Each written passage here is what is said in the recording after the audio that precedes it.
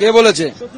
পাগল লোক একটা, পাগল একটা উন্মাদ, বয়স হয়ে গেছে, বুড়ো 72 হয়ে গেছে, তাও এখনো পর্যন্ত এইসব করে যাচ্ছে।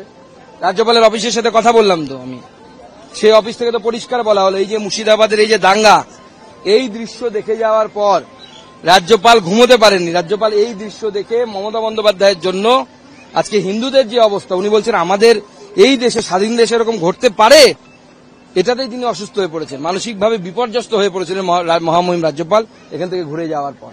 উনি কমান্ড হসপিটালে ভর্তি আছেন, আশা করি কালকে উনি ছাড়া পাবেন।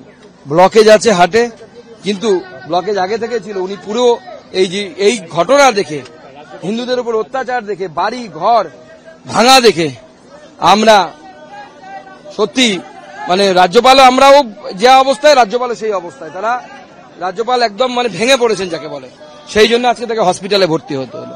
শত্রুঘ্ন সিনহা না এই রাজ্যে থাকেন, না এই রাজ্যের ভাষা বোঝেন, না এই রাজ্যের কালচার বোঝেন, বিহার থেকে ধরে এনে তাকে এখানে বসিয়ে দিয়েছে, সে রাজ্যপালের বিষয়ে কি বুঝবে?